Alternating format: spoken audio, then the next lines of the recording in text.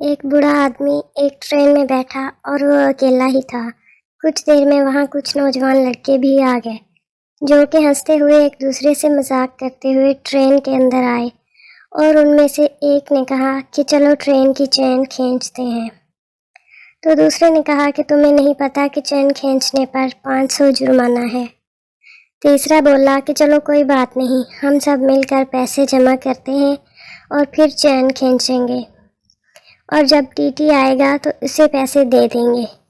بوڑھا آدمی بیٹھا یہ سب دیکھ رہا تھا، تو انہوں نے پیسے جمع کرنے شروع کیے۔ 500 کے بجائے 1200 جمع ہو گئے۔ اب ایک لڑکے نے وہ پیسے اپنی جیب میں رکھے۔ ان پیسوں میں 2 نوٹ 500 کے تھے اور 2 نوٹ 50 کے اور 1 نوٹ 100 کا تھا۔ اب وہ لڑکا چین کھینچنے ہی والا تھا کہ ایک اچانک بولا کہ جب ٹی ٹی آئے گا تو ہم سب اس بوڑھے کا نام لگا دیں گے کہ اس نے چین کھینچی ہے، اور ان پیسوں سے ہم بعد میں پارٹی کر لیں گے۔ بوڑھا شخص ان سے کہنے لگا کہ بیٹا مجھے کیوں پھنسا رہے ہو، تم لوگ یہ کام ہی نہیں کرو۔ لیکن وہ نہ رکے اور چین کھینچ دی۔ اتنے میں ٹی ٹی وہاں پہنچ گیا، اس کے ساتھ کانسٹیبل بھی تھا۔ ان کے آتے ہی سب لڑکوں نے ٹی ٹی کی طرف اشارہ کیا اور کہا کہ چین اس نے کھینچی ہے۔ وہ بوڑھے آدمی کے پاس آئے اور کہا کہ تمہیں شرم نہیں آتی، تم نے چین کیوں کھینچی ہے؟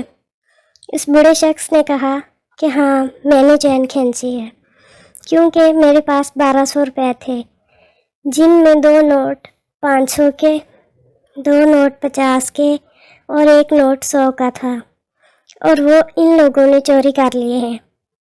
اگر آپ کو یقین نہیں تو اس لڑکے کی جیب میں دیکھ لیں۔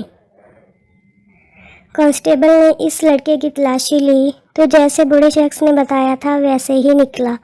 ان لوگوں نے 1200 روپے لڑکے سے لے کر بوڑھے شخص کو دے دیے اور ان لڑکوں کو جیل کی ہوا کھلانے کے لیے لے گئے۔